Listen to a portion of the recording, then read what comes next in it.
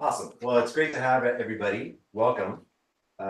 So this is really an opportunity for us to chat with Tim tonight. So we're going to make it very free form. I would be very happy to reconfigure this room however we all would like it to look. So what would all of you like? Do you want to bring your chairs up? Do you want to cozy up like it's by the fire? Are you comfortable where you are? What feels good? This is an interactive type of thing. So what are y'all feeling okay with the seating arrangement? Okay, well, right now you're in, yeah, okay. You're in Storytell HQ. So this is my startup, Storytell, which is a globally distributed company. We're small, but we've got Aaron and Shelby here from Storytell. And I run a community called Founder Culture. So Founder Culture is a passion project. And really the idea behind Founder Culture is to give people a community and support network to make the leap to become a founder. And so like I've heard that some of you in this room might be in the process of making that leap. I don't know if you want to talk about it, so I won't say anything if you don't want to, but that's exactly why Founder Culture exists, is to be a support network for that type of thing. Just in terms of who's in the room tonight, who is a founder? Okay, all right, okay. Yeah, so it's like half the room here. And then online, if you want to put it into chat, let me know, are you a founder? Are you interested in becoming one? We'd just love to know what kind of support we can provide as we dig in. So that's founder culture. One thing that I love to do is get a selfie from people so that I can remember you and your name. So if you would like to, you can text me a selfie, text me a picture of whatever you see, whatever you'd like. And I'd also love for you to tell me what your number one goal is for tonight. And I'll be looking at the text messages as we're chatting, especially if you're a little shy about asking it to the room, you could just text it to me. So I'll leave my number up for a minute there. And if you're online, feel free to do the same. We'd still love to get a selfie from you and your number one goal for tonight. So we'll weave those into the conversation. Going once, going twice. Anybody need another minute? See a few people still typing. కాదు join అయ్యా join అయితే ముందే చెప్తుంది this meeting is recorded అని. Okay. All right. So these are just a couple pictures of founder culture events that we've done, some at this property. And one of the things that we like to do is we like to capture the content, and then we publish the learnings to people who can't be here in person. And so we've done a lot of events, and then we've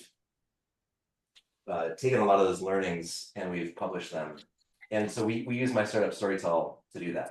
Storytell is it's a B2B platform, but it's really about working with unstructured data. And one of the reasons that I love pairing up Founder Culture and Storytell is because it helps get learnings to founders, especially those that aren't in the US. So if you're a founder in Brazil, for example, you don't have the option to be in the room with OpenAI, you know, with the go-to-market team at OpenAI talking about what they're building, and the ability to publish learnings like that to founders that aren't here in Silicon Valley is personally very meaningful to me. So that is a little bit about founder culture. If you want to follow founder culture on LinkedIn, you can. You can do it with this QR code. I'm going to throw up a couple QR codes. So this is one of them. But that way you'll be alerted of founder culture updates as they happen. So I'll leave that up for a second here. And then also want to support Up Honest Capital. So the reason that we have such an amazing spread for dinner tonight is because of Up Honest. Very, very early stage friendly firm. They're investors in Storytell. And encourage you to reach out to Yang. That's his LinkedIn. If you're interested in talking to him, if you're starting a company, yeah, they've got a network of AI ML leaders that are scouts in their firm at Meta and TikTok and LinkedIn and companies like that. So another really great way to connect as well.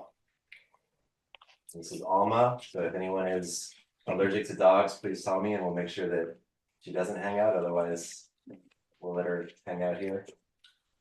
Let's do something. Let's do just a really quick thank you to Yang for the food tonight. So I'm going to take a picture of my screen. And if anyone just wants to do like a little hello, thumbs up. Awesome. Thank you, Yang. All right, awesome. Great. You don't appreciate that. Okay, so just want to show you a little bit about Storytell for a second before we dive in. And I actually asked my EA to do a fun little exercise. So Storytell is a collaborative intelligence platform for unstructured data, and it's for enterprises. Enterprises have 80% of their data is unstructured. So there's no database for it. You can't run SQL against it. We are making it possible to load all that data into a platform so that knowledge workers can make sense of all that data. And by way of example, and Shelby, I didn't know you'd be on. I knew that Aaron would be on. So I said, hello, Aaron. I thought that Aaron, you, and maybe Shelby, who are two of our engineers at Storytell, might like to get to know the people that are here. And so I had Amy grab all of your public meetup profiles and put them into a Storytell collection. Okay. And so Aaron and Shelby, first of all, why don't you say hi real fast so they know who you are. Aaron, you want to say hi first? Hello, thank you. Aaron's a principal engineer at Storytell, and then Shelby, you want to say what? Hi, everyone. Shelby's the strong silent type. All right, so I have a collection here for Storytell, and let me just show you what we've got. So this collection has a bunch of data in it. The data that's in this collection are profiles of the people that RSVP'd for this event. So just all public data, right? Does anybody see their name here? There were like 70 people that registered, so I just don't know. But you should all be here if you have a meetup profile. Yeah, you see yourself? Cool. And so I actually ran a query earlier. So I'll just show you maybe that one. We'll see if this is the one that I'm thinking of. And I said, give me the top 10 profiles in the attendees collection who are the most similar to the profile of Jim Downey. So you can see here that we're mentioning a specific file, which is Jim's profile, but we're also mentioning a collection, which is all of us. So Storytell is taking all the data and relating it to one specific file. And so we can see here that Storytell is showing its reasoning. So what it's going to do, and then its limitations, and then it's showing the answer. And so it's showing why it's choosing these people. So is anybody here whose name is on this list? Okay. I'm Lynn. You're Lynn. Okay. All right. So Lynn, apparently you're ex-Google ML search engineer, and you have interest in Perplexity Sonar, I guess, because of this meetup. Okay. Storytell thinks that you and Jim share some interests. Right. So I don't know if Jim worked at Google, I haven't looked, but so that's an example of the way that Storytell works. You can query a lot of large data sets like that. Okay, so we're going to use Storytell tonight to take the knowledge from this event and spread it out publicly. Okay, one last quick thing. There is an upcoming founder culture meetup called Humane Tech. It's a builder cohort. And so it's going to be a lot of people that are very passionate about humane technology. The way that I would describe humane technology is by describing what it isn't. Humane technology is not that I'm infinite scrolling on my phone. It's not that I'm addicted to my phone when I'm in front of a person using it. It's not that I'm falling in love with an AI chatbot and killing myself so that I can go be with that AI chatbot, which is what teens are starting to do. Inhumane technology is what I think it's where privacy by design was 5 to 7 years ago. And it is, I think, especially important in this age of AI, where we're starting to form real relationships with these machines, that us builders understand how to do that in a responsible and humane way. And you can also think of it kind of like big tobacco was, let's say in the 80s, where they weren't necessarily the most upfront about the dangers of tobacco, or think about like food science. You know, there's food scientists making very addicting food, and right now the onus is on the individual to not smoke or to not eat the next potato chip. That's kind of where we are now with tech. It's kind of like growth at all costs. And so this is a group of builders that are all trying to figure out how to build more responsible, humane technology. So this is a meetup that is kind of like a sister meetup to this AI one. And if you're interested in that, you can join there. Okay. So I think that you can join Founder Culture. We can talk about that later. I want to get to Tim. So Tim, I first learned about Tim on the front page of Hacker News, where he commonly shows up. And so Tim, you and I have known each other for, I don't know, maybe a year now, something like that.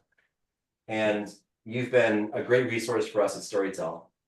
And I was talking to Tim, and Tim and I were chatting about what is on his mind. And we created a meetup for tonight around running like distilled models or optimizing these base models. But then I was also Tim, well, then I'm asking someone on mute. Do we know? Chion, are you able to go on mute? Or else I can do it for you if that's easier. Yeah. All right, awesome. I was talking to Tim, and Tim, you said, you know what I'm really into right now is reasoning. And so we thought maybe we would focus the conversation tonight around reasoning because it's a really hot thing, but really we can take this conversation anywhere that we'd like. So we've got a little draft agenda. It's just going to be a conversation. There's no slides or anything. So Tim, maybe you can just introduce yourself properly. I did my best here. And then we can see if we want to go by the established agenda or something entirely different. Sure. Yeah. If you haven't worked with Drodio, he works his product into like every conversation. Like you always end up with some sort of proper CEO, I suppose. But yeah, so I'm Tim Kellogg. I just started a job at Icertis about a week ago. So I'm now principal architect working on agents there.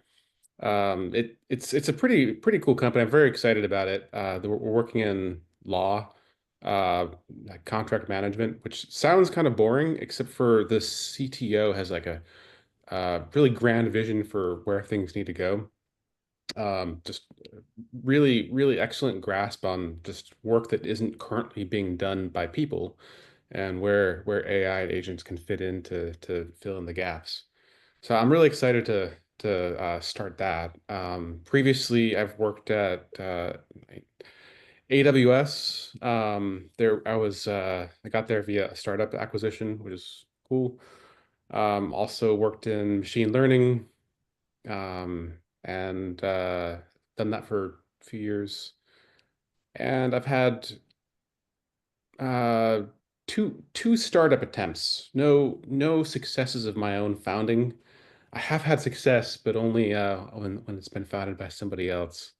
So I think my strength is probably not in founding startups, but I'm a decent engineer, I suppose.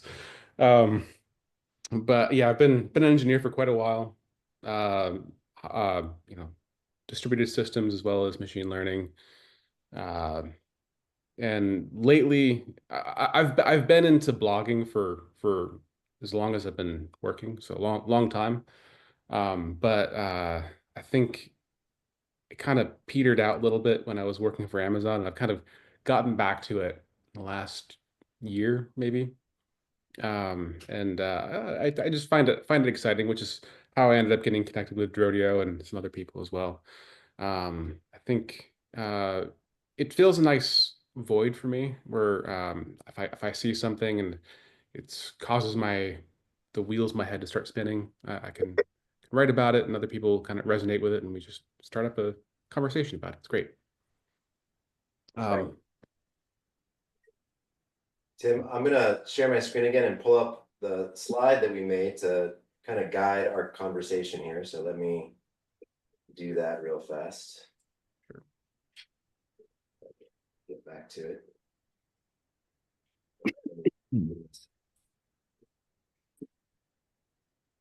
And Tim, to get us started around the reasoning conversation, you and I talked about how we think that we've got people that are at various levels of detail around AI, and so we thought that we would start with like, what the hell is reasoning?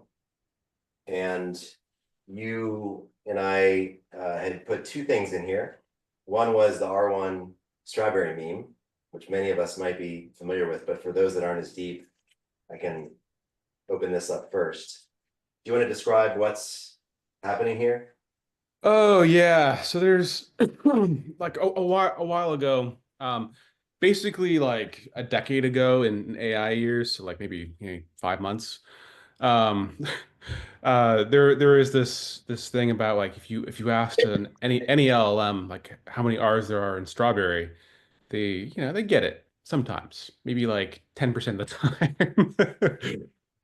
And it's really a good illustration of like some of the gaps that LLMs have, namely that the way they tokenize words, they don't see individual letters, they just see like chunks of words, the whole word a part of it. And they don't really know how many R's there are in strawberry. They can kind of get a feel for how many R sounds there are, but in terms of actual letters, they have a hard time. So as more recent models have come out, a lot of these labs are actually targeting that specific question. And so if you check most of the recent models, they usually all get it. Some of the model releases actually joked around about, oh yeah, we can do this. But I don't know if that counts as reasoning, but it's kind of like one of those early stages of it. Before we move on, can I share my screen for a moment here? Because I want to, let's see. Which one? I think, by the way, actually got the answer wrong after all that reasoning. If I remember the meme. Yeah. I think it's a 2. Yeah. All right, can you see? Is it big enough for Busy in the back, or thumbs up, thumbs sideways? Sideways, maybe a little bit bigger if you can, Tim. So smaller or bigger? All right. A little bit bigger fonts for. Oh, yeah. Sure. Uh, Yeah. Better. Is that better? Okay, got some. All right, so let's see. Yeah, actually, so this is the more recent one, or not this one. What if I in your history, I love it. What are you laughing at? In your history, it says Trump versus Biden cage fight. Oh, that was a good one. That was a really good one, but we won't bring it up here.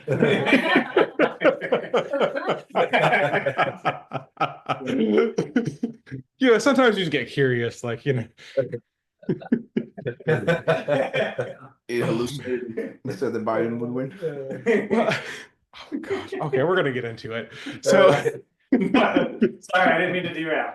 Keep going. no. Initially, it was like, well, Trump is going to win the cage fight because of his weight, but I'm like, yeah, but what if they're flying? And he's like, well, actually, Biden's very light and agile. So. Anyway, right. So back to the strawberry thing. All right. So when Claude 3.7 came out a few days ago, they just kind of rolled with the joke. And so they actually, if you ask how many R's there are in strawberry, they actually write a whole entire React app, and so you just click through and oh great. Anyway, that's kind of the joke. But like, I checked again this morning or just before this, and if you ask now, they're in straw. They have removed the Easter egg, and it's boring now. But they get it right though every time. Now, what if you spell strawberry and you only do 2 R's? That's a good question. Yeah, let's trick them. Wow, that's really good. But wait.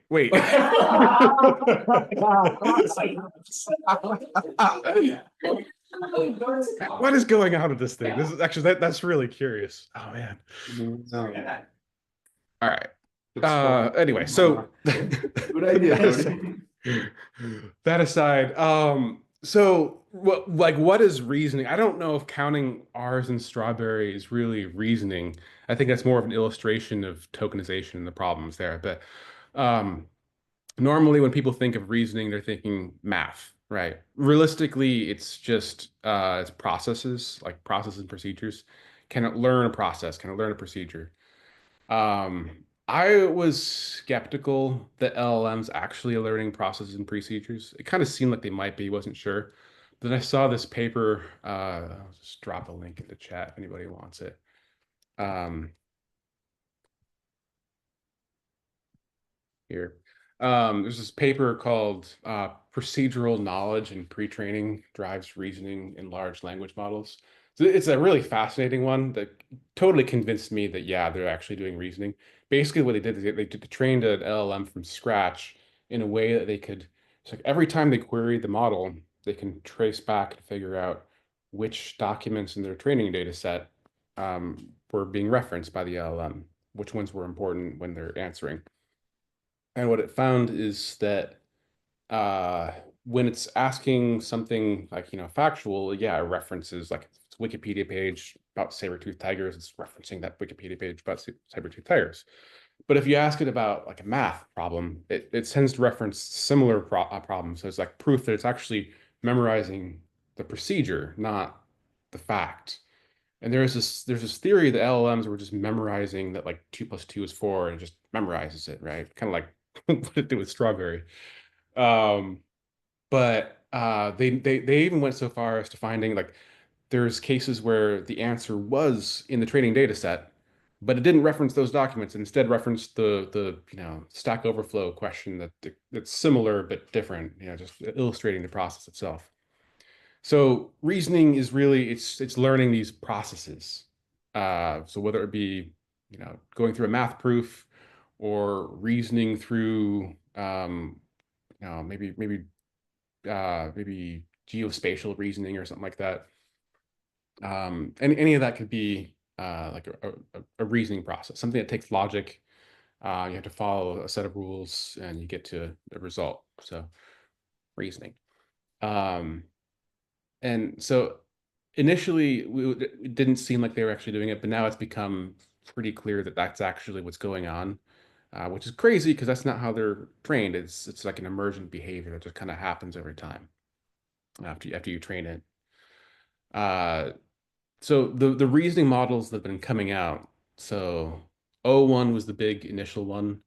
Uh, Most people don't realize that Claude Sonnet has been doing reasoning for a long time. 3.7 was not the first model that does it, but others have also been doing it. O3, R1, S1, if you're into the arcane stuff. There's a whole bunch of them these days, QWQ.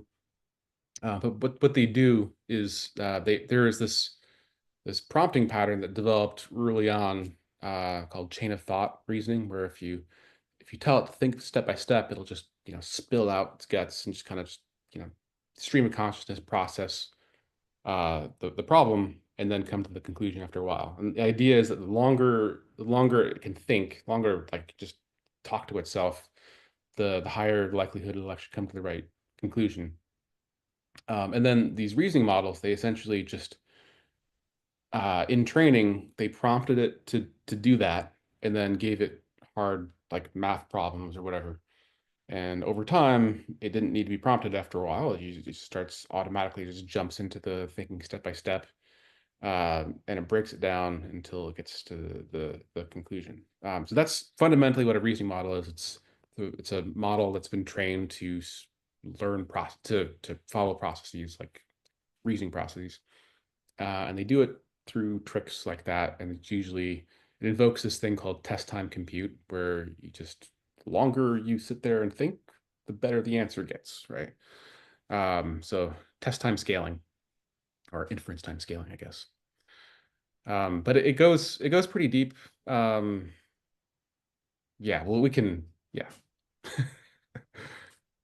Before we go deeper, just this is like getting a baseline together. So is there anything around just what the hell is reasoning? Anybody wants to talk more about before we dive down the rabbit hole? Y'all ready to dive down the rabbit hole? Okay, all right. Oh, there's a hand up. So is it Neelish? Go ahead. Yeah, this is Nilesh. I just more on the construct of reasoning. I was always intrigued with psychology, and I'm not a official student of psychology, but sort of thinking about reasoning from a psychology perspective. There's lots of interesting studies like Stanley Milgram's study on, we just follow orders. There's a whole bunch of these things that I wonder, when Tim, you say that reasoning is really following process. How well do we actually, how can we describe it as reasoning when you actually invent a new process, which actually, you follow a process, but then you know that there's a better way to do the same thing and come up with a different outcome.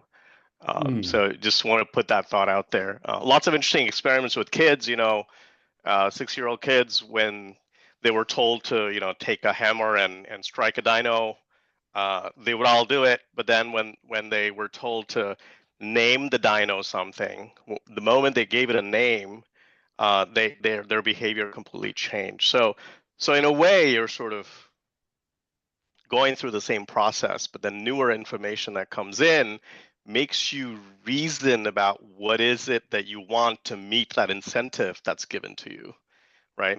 In a sense that if you're gonna get a candy, if you don't smash the dino, even though you didn't give it a name, I think there's behavioral incentives, that behavior changes that are observed with differing incentives. So if following process is reason, and I incentivize the AI with a different incentive, does breaking the process and finding new meaning considered also reasoning? Anyway, I'll leave it at that. I just want to put that out there more from a psychology perspective to sort of think a little bit broader about it. Thanks. Yeah, I think the current models I don't think they do that. But that's definitely like the vision. Like if you look at like Sam Altman's like 5 levels of AI, that's yeah, scientific discovery. Like that's on the roadmap. I don't know how they're gonna do it, but that's on the roadmap. But at this point in time, like the papers that I've read, I'm pretty sure they can learn processes that we do, and they might even be able to optimize processes. Um, but I'm not sure they can just invent something new. I'm not sure what they do, and that's kind of part of this AI stuff is like we can speculate, but like even this paper, there's a chance it's wrong, right? So like these things are really complicated. So I don't know what they can and can't do, but so I'm not gonna speculate too much about what they can't do, but it's interesting. Tim, one of the things that you were interested in diving into a little bit more was where reasoning might go and types of reasoning that, for example, lawyers do. Where would you like to take that? Yeah, so this is the cool thing is like they when with reinforcement learning, they just present it with problems and it figures out what the process is for solving it. So if they present it with math problems, it'll figure out how to do math, over time. This is like that's kind of part of the R1 paper. They talked about this. And they also did the same thing with science and whatnot. I mentioned earlier, like maybe like geospatial reasoning. Like I've been asking some of these models, like I've been asking R1, like how do you get from my house to my parents' house in upstate New York? And it has to think really, really hard, and it gets kind of sort of close, but really fudges the details.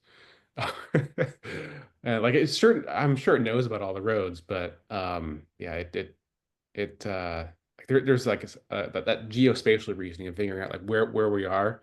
I think it's somewhat developed, but it could be developed more. I mentioned to you law because I just started this job with we're working in law and contracts, contract management. Is it And similar like LexisNexis or like the Thomson Reuters product? you are asking the wrong person, but I Okay. do know that they manage contracts. It's Yeah. mainly purchased by very, very large companies. They're big hitters in the Fortune 500 space. Because you got to have a pretty sizable company to really feel like the number of contracts you have are out of control.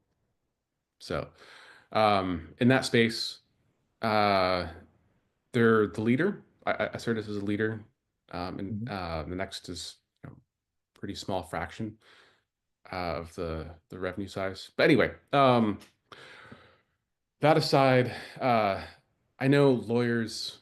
I've been trying to get up to speed on this stuff, and I know lawyers, they have a different way of thinking about things, and it's not math, and it is somewhat logical, but it follows like a different sort of logic. There's different words and phrases they use differently than us, but that's not really reasoning per se. But when they're reasoning about like say risks, if there's like a something in an NDA um, that seems like a big risk, being able to highlight that as high versus low and rationalize it, it's a little bit different process than just simple math. But it has some similarities. There's still a process involved that can be learned, and there's a logic to it, right? And so I think that sort of thing could potentially emerge. And I think the way, like, just to use the law example because I've been thinking about it, I think the way you'd go about making this sort of thing, this behavior emerge, is you would present a lot of problems, like maybe present like a legal document, like an NDA, then ask it for, is this a line of risk? Is this a line of risk? Is this a line of risk? Is it a high risk? Is it a low risk? Is it, and then start with like simple stuff and then work up to more complex stuff where it's like maybe you have a contract where it's like right on the borderline of like potentially being illegal, but it might be legal, but it might not be, and you have to actually come up with a rationale. Like that's a fairly complex case where you have to actually understand the law in great depth as well as the contract itself. Um, so one of the keys is continuity of being able to have like very easy problems all the way through very difficult problems, and then trying to find where the model is currently able to perform well, and then kind of sticking close to that and just going just a little bit beyond where it's currently able to perform well, and keep on continually pushing it deeper into more and more complex problems. So that you can do that pretty easily with math. S1, they were doing it with mazes as well, like just solving a maze, solving a puzzle, playing video games. People are doing that a lot lately as well. And with robots, they do like with world models. They basically let. Actually, OpenAI just released something today where they're letting uh, AIs play against each other on Dota 2, and and essentially training each other how to play Dota 2. And they're going to eventually release it on the rest of us, and they'll probably take over the internet or something. But anyway, anytime you have like these problems that have like a spectrum of difficulty, it's really rich place for using like applying reinforcement learning, that building a reasoning model that can actually acquire that skill more easily. So I think so. We've shown it's actually very easy to do in math, which is why we chose it. We thought it'd be easy. And there's a few other areas. Um, I mean, like obviously science is a big one. I've been raising like we should be able to do it in law. You can also robotics. There's like it's a rich field right now. Robotics is going crazy right now because they have yeah, they have everything it takes just to push these models as far as they can go. Like they've got the other aspect that I hadn't really mentioned is validators. If you can come up with problems, if you can generate problems, and then also validate the answer that the model came up with is correct or not. If you can do that cheaply, then it's just really, you can scale out your training incredibly. And so that's one of the things that the DeepSeek R1 did when in their paper is they found a way to do reinforcement learning and just use like they were just doing on math problems. They're using like essentially programs and calculators and whatnot for validating the LLM's answer. And they could scale that out very cheaply, and they were able to, create a state-of-the-art model. Um, uh, the reason I'm bringing it up is like with robotics, the reason why that's so rich right now is because you can just take a physics simulator. If it's a really accurate physics simulator, then any movement that happens in the robot, like when they're training it, they can test out the move in the simulator and get instantaneous feedback about whether like it was a good move or a bad move, right?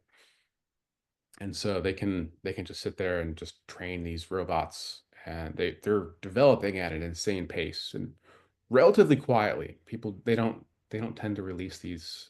They don't talk about them too publicly, but robotics is a pretty hot space right now. I think just for those two reasons really. Just a good it's a good rich problem space that has really straightforward validation. Um, Not sure if I strayed from the question at this point. One of the things, Tim, that you said that you wanted to talk about tonight, which I think fits in well here, is the limitations of reasoning and when you need to, um, you know, tune or train models or bigger models. And actually, but I've got one thing though, because half of this room are founders. And Okay. as you're thinking about these not as easy ways to quantify good versus bad in these professions, whether it's law or I think probably any profession that has human judgment and outcomes, I just wondered what kinds of tools, like tooling or technologies, are missing that you wish somebody was out there building frameworks. I don't know, like what kinds of opportunities do you see to create companies around this trend where there just isn't anything right now? Man, I haven't really thought about that one. That's a good question. Uh, I think okay, so if we're talking about well, okay, let me roll this back a bit. Um, One of the things that we talked about earlier is whether or not you should train your own reasoning model. Um, when we're talking about just plain LLMs, the answer in my mind was a pretty clear no, it's not worth it. Because most people would approach it as being like, oh, we could just throw our knowledge base into it and just and embed it into the model. But that's not actually what happened. You didn't really get what you were looking for. It's really expensive, difficult, and yeah, didn't really get the result you were looking for. But reasoning seems different. Like S1, they were able to do it for like a dinner, cost of a dinner, basically, right? That's the amount of compute that it costs to train it. So it's really cheap. And then if you're looking for a specific skill and you know how to narrow down the data set. So it ends up being like a big lift. Like you get a lot out of what you put into it. So I think even though I was always recommending against training LLMs for a specific company, it might be different for reasoning models. If you understand what reasoning is and you have a problem and you know what part of it you think is going to become a lot better because of reasoning, I think might behoove a company, any company, to start thinking about training their own reasoning model. But one place where I get hung up is like, well, the infrastructure. How do you like well, the first problem is like, okay, do I just go off and write the Jupyter notebook and like, what does that code look like? Second problem is, well, like S1 pointed out, if you find the right data, it doesn't take much data at all. But finding the right data, that's actually the hard part. So how do you find the right data? If there was a company that figured that out, like, here's the exact data you're looking for, has the diversity, has the problem difficulty. If there was like a product that did that, then that's a money machine right there. Because That right data, does that right data also have the the labeling or the taxonomy around the human judgment about outcomes? Is that, when you say that, is that a big part of it, being able to have that rubric? Yeah, so the validation component, it could be labels, or it could be just like what they did with R1. It could be like a calculator, some way to, if you can if you can also generate problems and then also validate them without involving an LLM, aside from the one you're training, then that really dramatically lowers your cost. Um, or if you take the S1 route, you just find like just you go the supervised fine tuning that route, and you have examples with labels, and you just are able to just narrow it down to just the set that really matters. That's also really useful. We haven't talked much about S1, but basically what they did is they had 65,000 examples, and they found just 1,000 that work, that bring something, so Quen 2, which is like, I think it's the 32B model. They brought it up to the point where it's performing on par with O1 and R1, just using just 1,000 examples, which is kind of crazy. So it's relatively cheap. It's just all about filtering it down to the right data. And if you had a company that did that, a product that did that, that'd be pretty cool, actually. Then if you also went the next step and actually helped people set up the notebooks, whatever, to actually find the right pace model and train it, that would be a killer one. Think about something else here. Anything about just opportunities in the space that anybody wants to go a little bit deeper into, whether it's a comment or a question, or definitely feel like there's a lot of richness here to build startups. I have two. One is more general, and one is specific to something I'm interested in.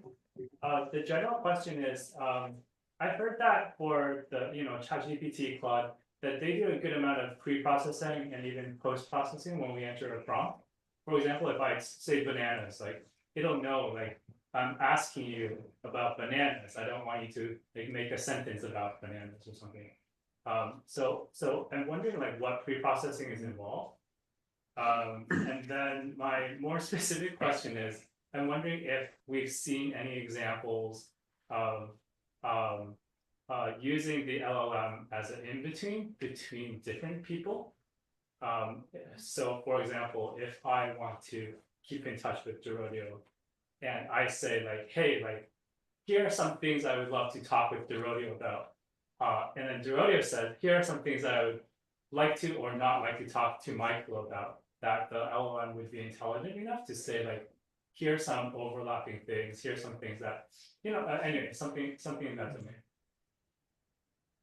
So the general question, that's a good question. The strawberry thing is actually the exact thing you want to talk about right there. But basically, there is a little bit of pre-processing in that they do a tokenization step where they convert all the text to tokens, which if you think it's like basically like on average 4 characters per token. So like 4 letters. If you have a 4-letter word, it's probably 1 token. If you have an 8-letter word, it's probably 2 tokens ish. It's not exactly how it works. There's a whole bunch of different strategies, but they do that. They convert it to tokens, and then the attention mechanism takes care of the rest.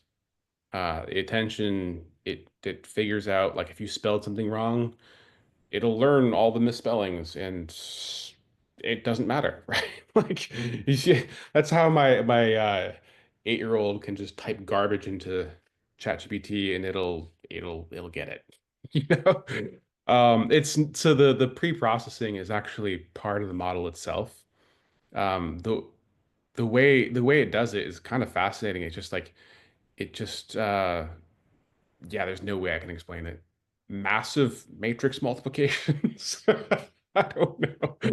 But essentially what it's doing is it's just learning which words go with which words, and then it's able to kind of wash out the differences. So like if it sees a misspelling of something, it kind of equates it in the model. Anyway, we can go really deep on that one. The second question about people talking to people. brings up something that a little open source project that I been doing, um, sort of like that. So with resumes, right? So with a resume, that's kind of what you're doing. Is you're like trying to get people to communicate. I had this realization that people that hiring managers uh, have too many resumes to look at. So I made an LLM app that the AI will come and like interview me. Like I'll give it my resume and it'll talk about each individual job and just interview me, get a whole ton of data. And so then for every job opening, it takes this giant, huge corpus of stories and they're able to like target it at one specific job. So instead of giving it like a generic resume, I have a resume. It's tailored exactly to that job opening with a few extra details that I think might matter to you because you're, a certain kind of company or whatever. I feel like that's like the beginning of it, um, LLMs being like the the medium at which humans talk. Like we don't just directly talk. We let the AIs talk first. And once we determine it's going to be a good conversation, then we come together and actually talk. I feel like that world is coming fast. I think it's already happened to some extent. But I'm curious to hear from anybody out there what if you've seen something similar. I mean, at a very basic level, a spam filter is exactly that, right? So it doesn't Yeah. happen for 20 years, right? Right. Yeah. There's the Black Mirror episode with the dating app where they date each other virtually. And then and then how they interact virtually is it decides how to pair people off. It's like I feel like that's kind of a similar concept, right?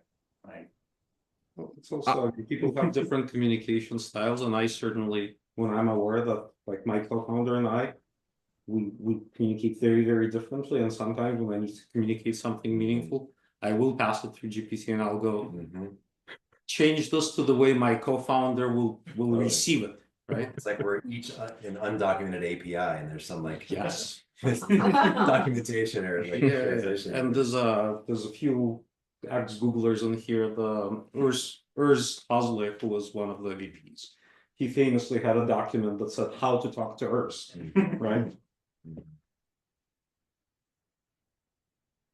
Cool. What Yeah, about- on the Black Mirror thing, I've only watched 4 episodes of Black Mirror. That was one of them. The social media one was one of them. I got to the virtual reality one, and it freaked me out so bad I had to stop watching the show. I think we might have had, did I hear someone else? Was someone else gonna say something or ask something? All right, so Tim, let's talk a little bit about the limits of reasoning.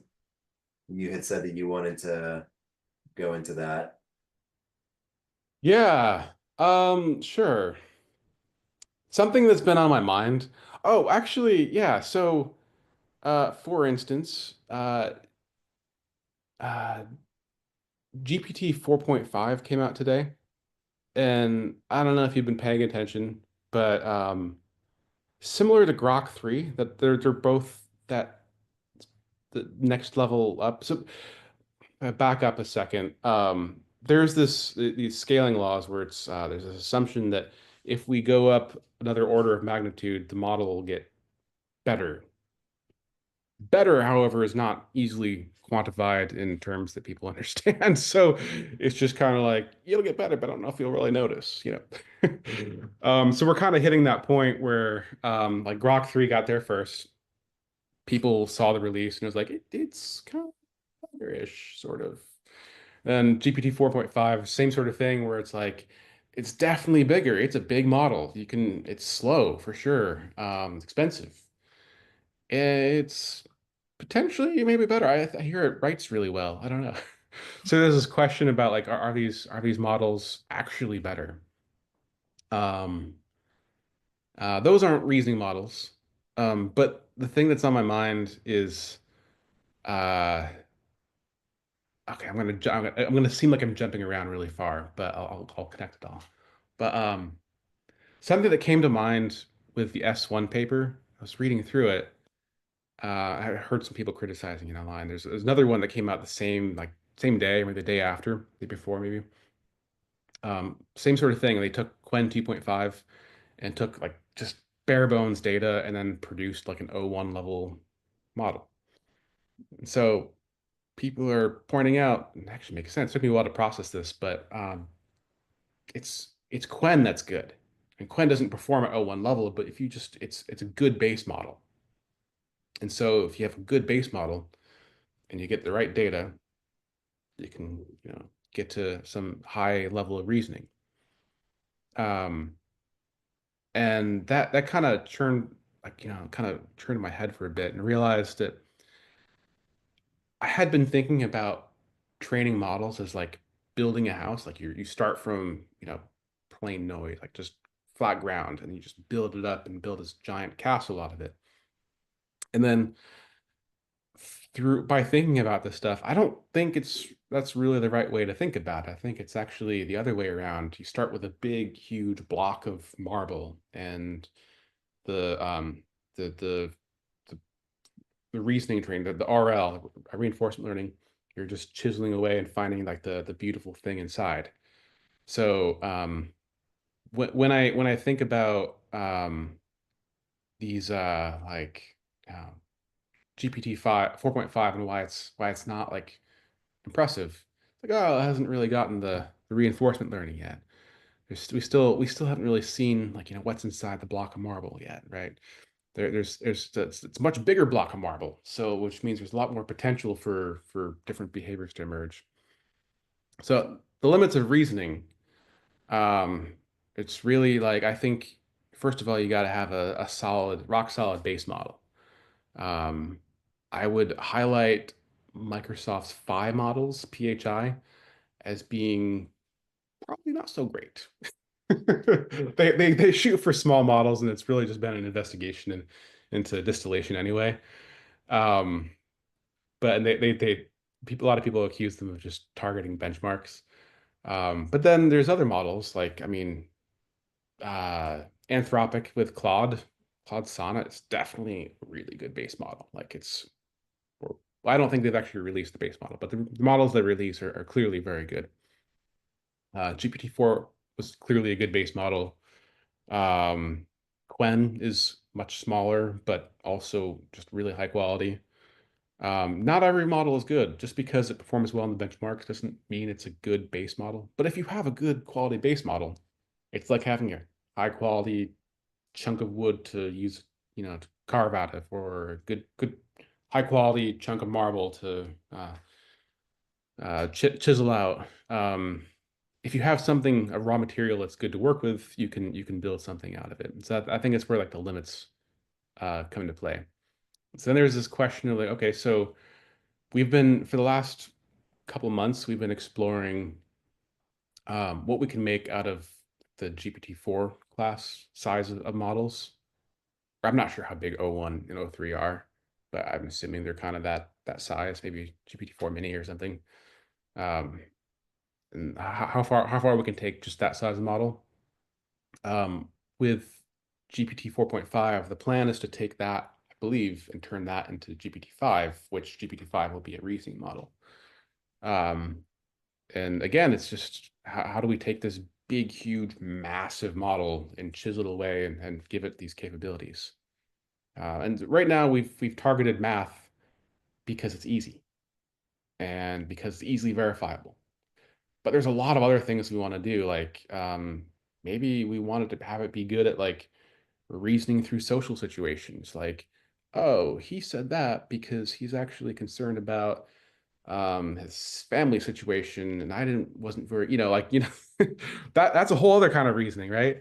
And like, the theory of mind and whatnot. There's a whole bunch of other aspects we can still tackle. But anyway, go ahead. I said, are there any benchmarks for social reasoning? We got to go ask the social engineers. I don't know. There's something. Is there? Yeah, there was a paper, I don't know, maybe 6 months ago about how well models did manipulating humans. Mhm. Well, not necessarily like social engineering, but like reasoning, like why someone thinks a certain, or why they're saying something. Yeah, but the point is they use some kind of benchmark for that same domain, right? I mean, That's good. Yeah. Yeah, so getting good benchmarks has actually been a big problem. And that sort of thing is tough. Uh, we need more smart people on that stuff. Because yeah, if we can get good benchmarks, we'll saturate them and our models will learn that skill. But if there's no benchmarks, it'll just be kind of a vibes thing for sure.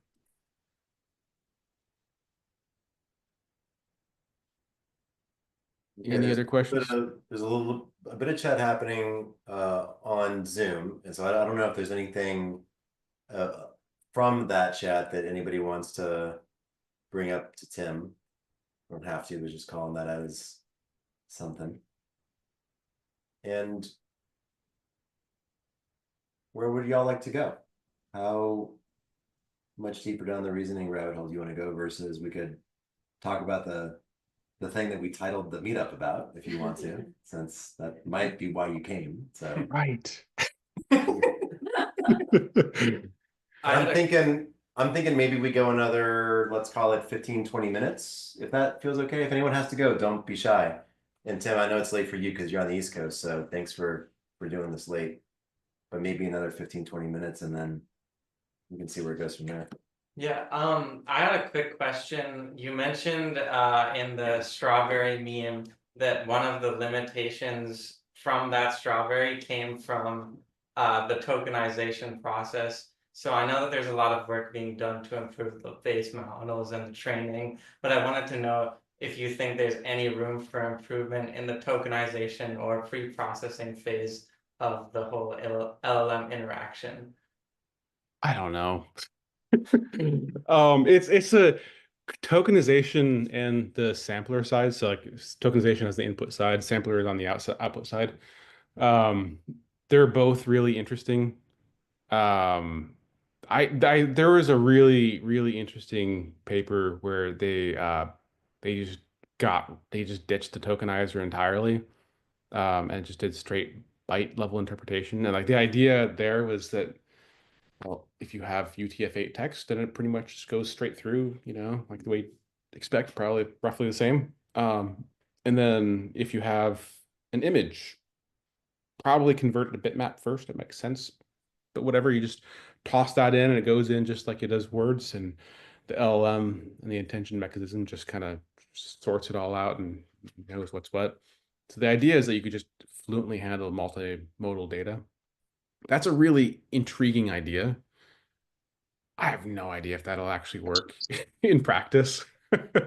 I would love to see it work, but I feel like that throws out decades of optimization we've been working on for.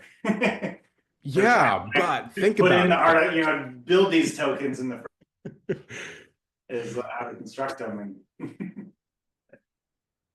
Yeah, so that's another thing is like I think they've been using larger and larger token sizes. I think, is that right? Am I quoting it wrong? I think they've been going larger and larger, and this goes in the opposite direction. It goes to smaller token sizes. No, they've been increasing the corpus size. They've been making tokens small. So that is actually the right direction. Yeah, never mind. It is in line. But yeah, with smaller tokens, it does seem to. I'm not sure I have that right. I think we have been increasing the token size.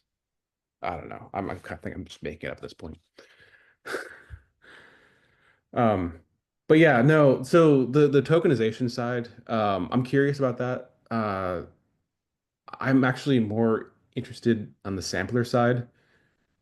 There's a project out there called Entropics, that is interesting project. It's unclear if it's alive or dead at this point, but it's a cool concept where basically the idea is that the model when it's like, okay, so first of all, when it comes out the backside, the output layer of the model, it's essentially like a multi-class classifier. So you have the whole entire, like every possible token, and it's like gives a number of like the probability that the next word is the.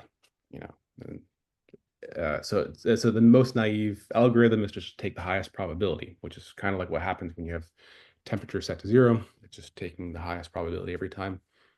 And then they came up with all these other things like maybe, top P, top K. There's these other algorithms that basically you just take some other randomization, you introduce randomization here and there in various different ways.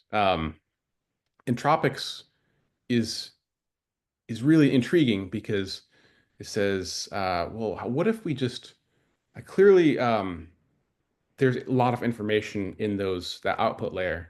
What if we took calculated the entropy and also the var entropy, and they map it out into like quadrants. And so if it falls into like a certain quadrant, it means like the model is currently very certain of itself, and we'll just keep on chugging on doing exactly the most obvious thing possible. So basically, it's just word after word and knows what it's saying, right? Or maybe another case where it knows, like it lands in a different quadrant. It might mean that the model is uncertain of itself, and there's many potential paths that could go, and it could take either one. Like, and a good example is like if you have someone's first name is already on, like already been selected. It's already James. You've got like James Madison, or it could be James Tyler, something like that. Those are two very different paths you could take. So you're deciding between Madison and Tyler. Like that's you have unclarity because you could go either way, but you're also clear that it's either this one or definitely that one, right? So then you might take a different strategy there. I might like do a resampling or a forking or something like that. And then it also messes around with the sampler settings. But that one's a really interesting project just because like you can do a lot of this live and add a lot of intelligence just on the sampler side. Then I personally think is you could do that same thing, but do it in reinforcement learning, as like that you could use that as a validator, like a scoring process and reinforcement learning, and have the model be able to do that on its own and extract all the information, handle the uncertainty that it's feeling, and being able to like channel it into a better use. I also made like I had this abandoned. I have a lot of abandoned open source projects, but I have this one idea where I took Olama, just the LLM runner, and I made it so that if it got into that uncertainty quadrant, so I calculated the entropy and the var entropy. If it got into the uncertainty quadrant, it would just throw an exception. The idea being that like, oh, well, okay, it's cool that models could handle themselves, but sometimes as an AI engineer, I have a better idea of how I can handle it. Like maybe if the model is uncertain, well, I probably should have just done a better RAG query. Maybe we'll just take more time and query the database a little more carefully. And so it would be cool to see if that went anywhere too, but that's kind of a hodgepodge between samplers and AI engineering. Tokenizers are interesting. I think samplers are more interesting though.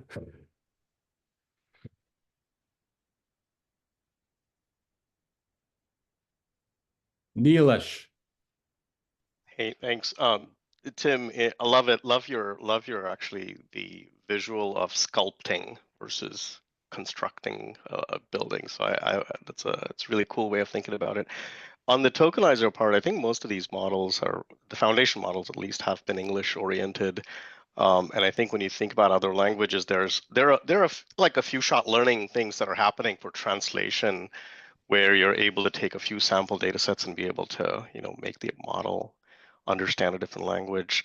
But when you think about foundational models that understand cultural nuances, how would we think about that? So there's a lot of cultural aspects, and I would maybe even suggest there's bias in languages, right? When you think about just languages, and we have all these foundation models that are mostly based on English. So how do we, as a community, think about language models that perhaps are representative of other languages and cultures? And I'll just leave it there, but I think it's a more open-ended question for you, Tim. Yeah, so this one's a fun one. Okay, so what once a language model picks up one language, it's a little bit easier to pick up a second language, and then it's easier to pick up a third language, and so on. Basically, because there was that question a while back about the pre-processing. When it's learning a second language, it actually learns that like these two words have some sort of equivalence. And it actually R1 in the R1 paper, they actually had to force it to stay in the same in English or in Chinese because it would jump between like English and Urdu and Chinese and whatever else because like it would just choose whatever language had the richest words for what it was looking for. And so they had to actually force it to stay in one language so it was more useful to people and actually lowered performance because of that. Anyway, sidestep. So the learning the languages, that part is something that happens in pre-training. You have to have enough pre-training data for the language to become learned. It's as simple as that. But it doesn't have to be equivalent English, Urdu, Arabic. It doesn't have to be equivalent amounts. It can be, I'm not sure what the threshold is, but it doesn't have to be a lot. It has to be just like, enough to really truly learn it and be able to be functional. And then if you have like similar languages like Dutch and German, they're, kind of, I believe, actually, I don't know either ones. I don't know if they really are similar, but I think they're similar. Um, you wouldn't need as much. It's not as big of a lift to get from one to the next. So you don't need as much data to match those. But like wildly different languages, like English and Chinese are very different, right? In like every way. So you need like a significant sample to get from one language to the next there. But yeah, it's all a matter of getting enough data. So then to answer your question, how do we think about it? It's all in testing. You run the evals and see how well it performs. So they have that NNLU benchmark, massive multi-language understanding. That one is specifically designed to test that. I'm not sure how many languages it tests, but you would want to look at the language you're interested in and see how well it performs in that language. But yeah, fundamentally, it's put in the right data and you get the right result in the end. I think one of the problems that... Go ahead. Good. Oh, well, I was just going to tack on like not related to AI at all, but some languages just don't write a lot down. If there's not a lot of written text, it's going to be difficult to get a language model to be good at that language. Until we get really good multimodal models and we can do audio. But then did they record it? So there's that as well.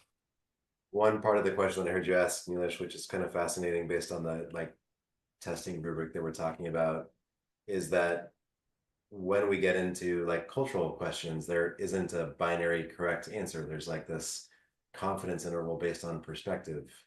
And humans are messy and we each have different perspectives on things. And so being able to account for that humanity in these testing benchmarks, where an answer might be right to one person and wrong to the other person, being able to account for that, like let's call it sophistication that's necessary. It's a very kind of fascinating need, I guess, that it's not math, it's not like it's right and wrong.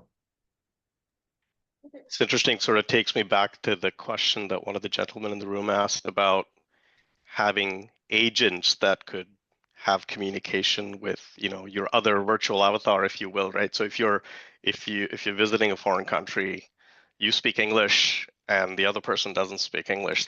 Translation is one way of getting through it, but if the agents can evolve to a point where they can understand the cultural nuances, I think the agents can talk to themselves and you have a better communication. Human communication is not easy, it's hard. So so I think maybe there's a path that might be interesting. Love it, Tim. Thanks so much. Appreciate it, guys. I mean, it is fascinating as, you know, time-bound analog beings, the idea that I'm putting out a set of values and curiosity into the world, and an agent can help me connect with a set of humans that I would be able to have richer, more interesting conversations with, or connection with, or get value from, or whatever it is fascinating. And then how does that not become an echo chamber? And there's a lot of really interesting questions and thoughts in there. What else? I think you're gonna. Oh, someone's gonna write the next like Tinder app. Yeah, right. That's still finding out. Oh, Yeah, that's fair. yeah. All right, so maybe one more light, quick topic, a couple minutes, or question, or, and if nobody has anything, one last thing that I'd like to do that'll take three or 4 minutes, but maybe one last thing, either online or in the room.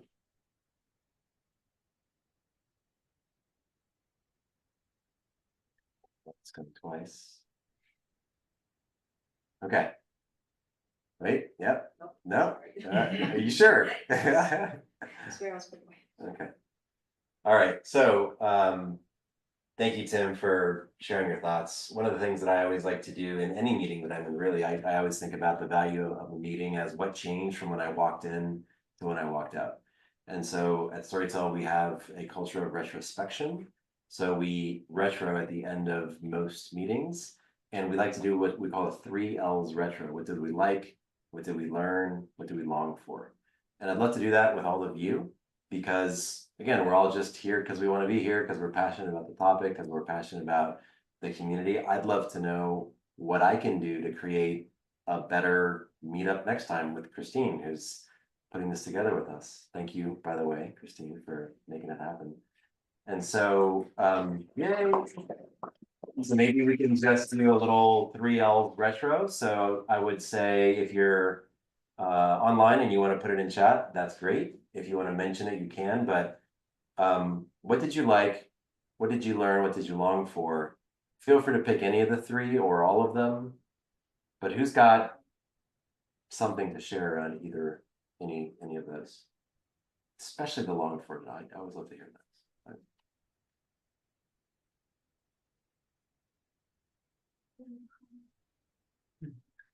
One coming in comments. I have one for what I like. All right. So this feels like a discussion without any pressure, and I'm in very few of those. Right? And this is sort of, you know, it feels like, you know, back in undergrad days where you just get together and geek out on a technical topic without tying it to any kind of like KPIs. Exactly. So yeah, really like that. Awesome. Great. All right. Who else? All right.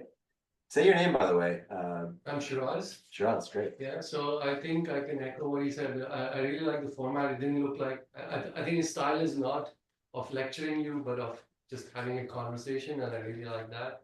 You know, it's I think he used the word discussion, and I think that's an appropriate word. Learned tremendous amount, so thanks a lot. You know, the reasoning stuff. And I don't know if I would long for anything. Well, I'm sure you'll think about something, so just think about it and let me know. A question for the room: did anybody long for us to stick to the topic that you all came for? Because Tim was kind of like, "Oh man, I'm really into reasoning right now," and so we're like, "Okay, let's give that a shot." We have one here. Okay, all right, Michael. All right, all right. So just one person though. Okay, 2. All right. Okay.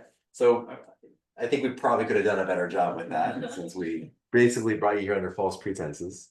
Well, you know, it's I came in longing for, you know, data and showing how we collected the data and stuff, but you know, it's like, yeah, I came in longing for that, but like, I feel like seeing a glimpse into Tim's kind of free form thinking and seeing the way his brain works, I like that too. So That's cool. it's like, you know what, this is fine too. I like this.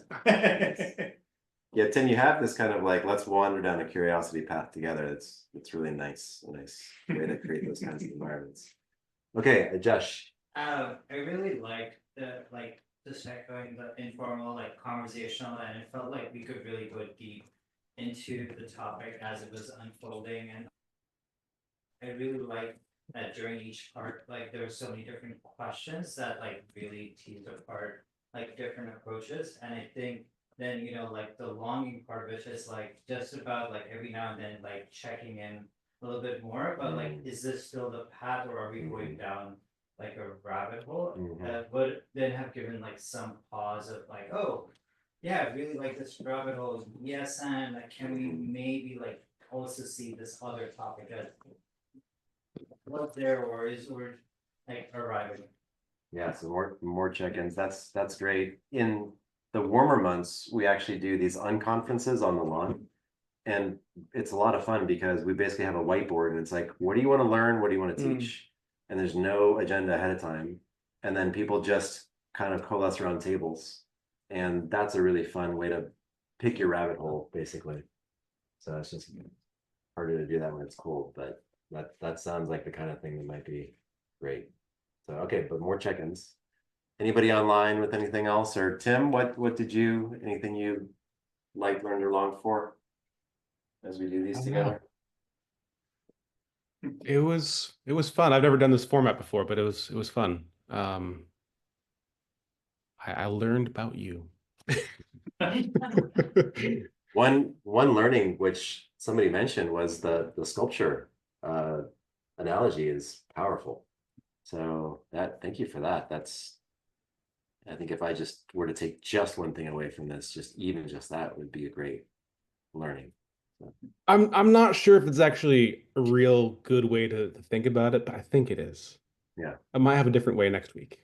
And to paraphrase what I heard you say, 4.5 is effectively the big block of marble, and then GPT-5 adding the reasoning in is bringing that beautiful statue out of the marble effectively, is what you kind of expect to see happen. Yeah. Yeah. Interesting. Okay, well, I'm going to propose that we call it for tonight. I'm going to be hanging out by the fire pit. If anybody would like to, we can open a bottle of wine and chat for a little bit more, but you know, we all, I'm sure, have families and kids and all that good stuff, so don't feel like you need to. Tim, thank you for joining. Aaron, Shelby, and others that are not on the West Coast, thank you as well. Any last words or questions from the Zoom audience before? Maybe email the chat to people that weren't able to review it when they were sitting. Yes, to email the chat. Yeah, I'm happy to send an email out to everyone who registered with the papers that Tim shared in the chat, and basically a transcript and a summary. And I think we also put a video of this out. So yes, we will do that. Absolutely. All right. Anybody else? Aaron, I'm wondering if you're, yeah, go ahead, Aaron. Thanks, Tim. Thank you, everyone. Yeah. Thank you all. Okay. Have a great night, everybody. Ciao.